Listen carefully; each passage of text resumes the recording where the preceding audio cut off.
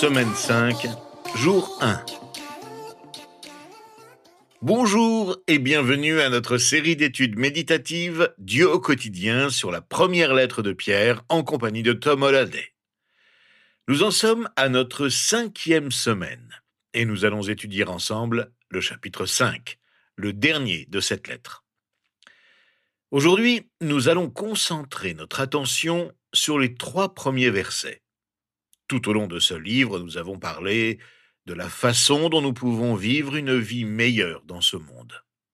Nous avons vu que cela s'applique à notre vision de l'avenir, à notre caractère, à nos relations et à notre façon d'affronter la souffrance. Cette semaine, nous verrons que cela s'applique aussi à notre façon de diriger les églises locales. Écoutons ce que Pierre nous dit au tout début de notre chapitre.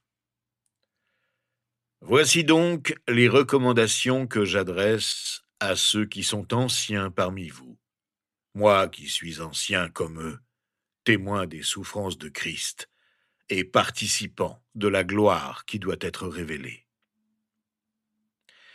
Les anciens auxquels Pierre s'adresse avaient des responsabilités particulières au sein de leur communauté locale. La notion d'ancien est issue de la culture israélite. Le livre de l'Exode parle déjà des anciens d'Israël avant la sortie du peuple du pays d'Égypte, auquel Moïse donnait les instructions qu'il avait reçues de Dieu pour qu'il les transmette au peuple entier.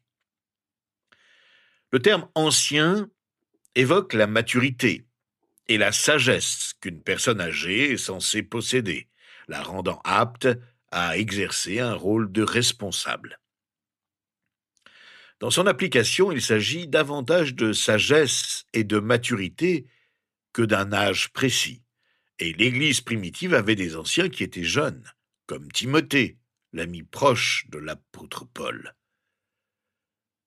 Paul et Barnabas avaient pour pratique de nommer solennellement des anciens dans les églises qu'ils avaient fondées. C'était notamment le cas dans les églises d'Antioche et des environs, comme nous le lisons dans le livre des Actes, au chapitre 14, verset 23. Ils désignèrent des anciens dans chaque église, et après avoir prié et jeûné, ils les confièrent au Seigneur en qui ils avaient cru. Ces anciens avaient pour fonction de diriger une église locale. Parmi eux se trouvaient des prédicateurs et des enseignants. C'est ainsi que Paul dit à Timothée dans sa première lettre au chapitre 5, verset 17, que les anciens qui dirigent bien soient jugés dignes d'une double marque d'honneur, surtout ceux qui travaillent à la prédication et à l'enseignement. Ils sont chargés à leur tour de nommer et de guider les anciens et autres responsables. Dans sa deuxième lettre à Timothée, au chapitre 2, verset 2, Paul dit encore à Timothée « Ce que tu as entendu de moi en présence de nombreux témoins, confie-le à des personnes fidèles, qui soient capables de l'enseigner aussi à d'autres. » Pierre était légitime pour prendre la parole, car il était un ancien parmi le groupe des 12 disciples et apôtres. Bien qu'il ait été manifestement le disciple le plus éminent, il ne revendiquait aucun privilège, ni position particulière. Il se considérait simplement comme un ancien parmi tous les autres. Il ne cherchait pas à se mettre en avant. Au début de sa lettre, il se présente comme apôtre de Jésus-Christ. Un apôtre a une autorité supérieure à celle d'un ancien. L'apostolat représente l'autorité suprême au sein de l'Église. Par exemple, les apôtres étaient habilités à écrire les Écritures, inspirées par le Saint-Esprit. Pierre affirme son autorité de dirigeant de l'Église en se qualifiant d'ancien et de témoin des souffrances de Christ. Il n'a pas usurpé l'autorité d'ancien suprême et exclusif. Pierre était avec Jésus dans le jardin de Gethsémanée lors de son arrestation et dans la salle du grand prêtre. On ignore s'il l'a suivi jusqu'à la croix et les évangiles ne précisent pas qu'il était personnellement présent lors de la crucifixion. Seul Jean mentionne explicitement sa présence.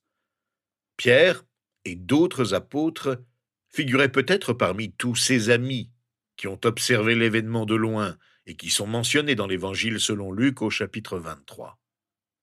Le souvenir des souffrances de Jésus rend son exhortation aux autres anciens d'autant plus forte.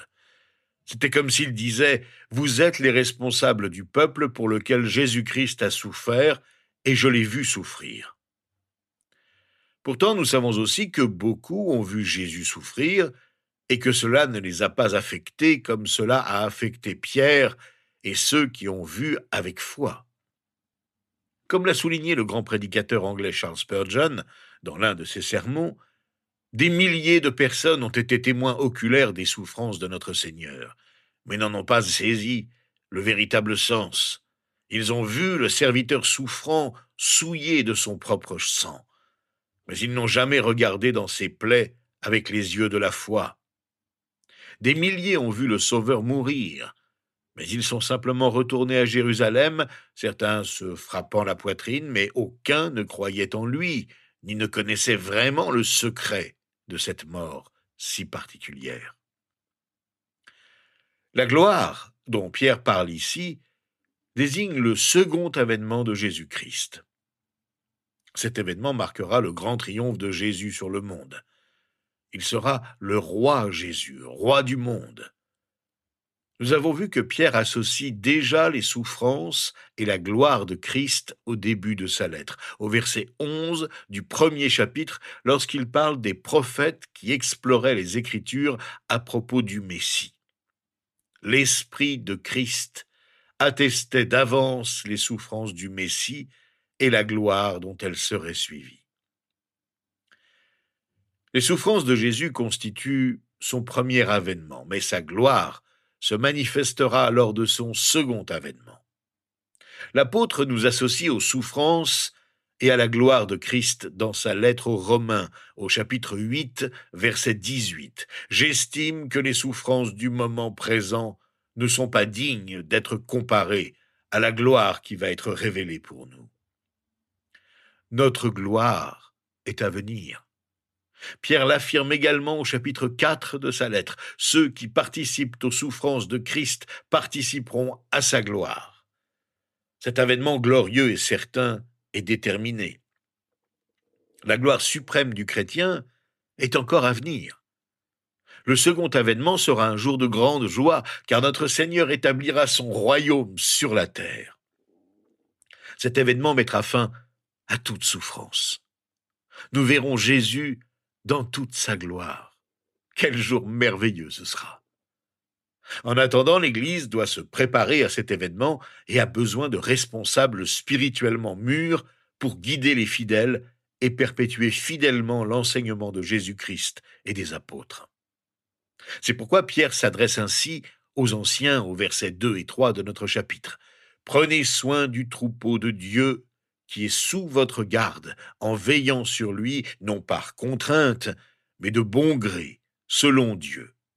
Faites-le non par recherche d'un gain, mais avec dévouement, non en dominant sur ceux qui vous sont confiés, mais en étant les modèles du troupeau. » Dans l'Évangile selon Jean, au chapitre 21, se déroule un moment poignant et bouleversant entre Jésus et Pierre. Cet événement survient après la résurrection de Christ. Avant la crucifixion, Pierre avait renié Jésus à 3 reprises, à sa grande honte. Comme le rapporte Jean, Jésus lui a demandé 3 fois s'il l'aimait. À chaque fois, Pierre a affirmé l'aimer, peiné par cette question répétée. Et à chaque fois, Jésus a répondu à Pierre en lui confiant la charge de paître ses brebis. Le ministère pastoral de Pierre allait devenir la vocation de sa vie. Ce moment ne faisait pas seulement écho aux 3 reniements de Pierre, il montrait aussi comment Jésus l'avait accepté comme apôtre. Ici, dans notre passage, Pierre partage cette mission avec les anciens des églises locales qui recevront cette lettre. Ces instructions révèlent comment et pourquoi un ancien doit exercer ses responsabilités de dirigeant dans l'Église. La première chose qu'un ancien doit comprendre est que la communauté des croyants appartient à Dieu et non à ses responsables humains. Un ancien n'est pas propriétaire du troupeau, c'est Dieu qui l'est. Ainsi, l'ancien guide un peuple que le Père aime et dont il est le propriétaire. Deuxièmement, le rôle de l'ancien est un rôle de supervision. Le mot grec utilisé ici signifie littéralement surveiller ou veiller attentivement sur. Autrement dit, le rôle d'un ancien est avant tout celui d'un surveillant qui veille sur la congrégation et répond à ses besoins. C'est un rôle qui exige d'être attentif à la vie des croyants afin de les aider et de les guider. Troisièmement, nul ne devrait accepter ce rôle pour satisfaire les attentes d'autrui. Dieu exige qu'un ancien désire ardemment l'être, de son plein gré. Une personne contrainte à la responsabilité spirituelle ne peut véritablement servir comme Dieu l'a voulu. Un commentateur biblique a dit très justement qu'aucun des soldats de Dieu n'est un mercenaire ou un homme enrôlé de force. Ce sont tous des volontaires. Il nous faut un cœur de berger pour accomplir l'œuvre d'un berger. Un ancien doit être désireux de servir uniquement pour une mission, celle d'un berger qui s'occupe de ses brebis. Ce service ne peut être motivé par l'argent, le pouvoir ou le contrôle. Ceci afin d'empêcher les dirigeants religieux de se livrer à des manœuvres malhonnêtes telles que le détournement de fonds ou la manipulation. Les anciens doivent servir uniquement par un désir sincère de guider les autres dans leur cheminement chrétien. Un berger spirituel accomplit donc sa mission de deux manières principales. La première consiste à nourrir les brebis en prêchant la parole et en l'enseignant. Jésus l'a souligné à Pierre. La seconde est de veiller sur elles, c'est-à-dire de les protéger, de les guider, de les éduquer et de prendre soin d'elles. L'outil le plus important pour guider le troupeau de Dieu est un cœur semblable à celui de Jésus, un cœur prêt à donner sa vie pour ses brebis, un cœur qui se soucie véritablement d'elles et qui s'intéresse à elles. Pierre conclut en révélant que la fonction d'un bon dirigeant d'Église consiste à montrer l'exemple et non à se contenter de parler. La responsabilité première d'un ancien est d'être un exemple pour les autres croyants, de leur montrer comment suivre Jésus.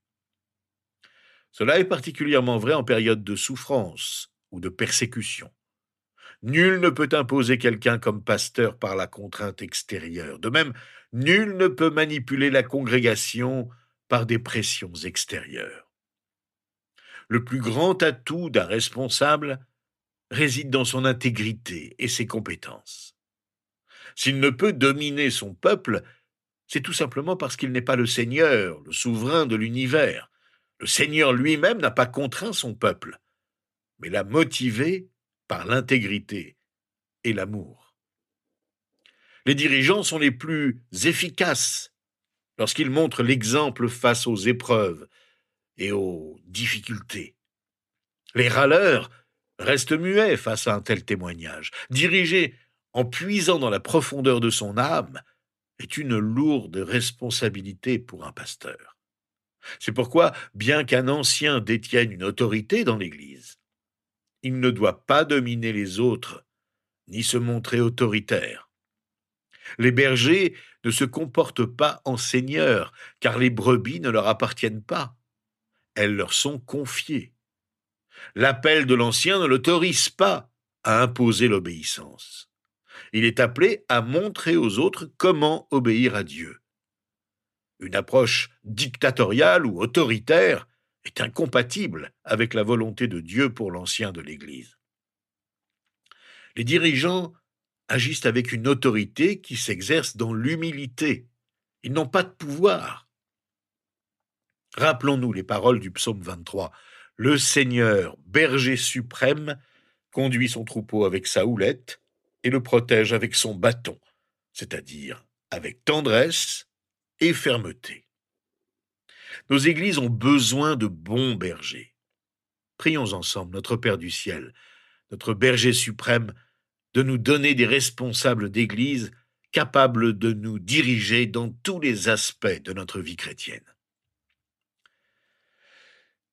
Seigneur, merci, parce que tu es notre berger et que nous ne manquerons jamais de rien. Merci pour Jésus-Christ, notre bon berger, qui nous a donné ta parole pour nous nourrir et nous guider spirituellement. Merci pour le Saint-Esprit, qui nous permet de comprendre ta parole et nous aide à vivre selon son enseignement. Seigneur, suscite des vocations dans ton Église pour que des chrétiens fidèles aspirent à diriger leur communauté dans la soumission aux Écritures, dans le but unique de te servir en servant ce que tu veux leur confier. Et qu'ainsi nous puissions mûrir dans la foi parmi nos frères et sœurs, en accomplissant les œuvres bonnes que tu as préparées pour chacun de nous, guidés par des anciens entièrement dévoués à ton service. C'est dans le nom de Jésus que nous te le demandons. Amen.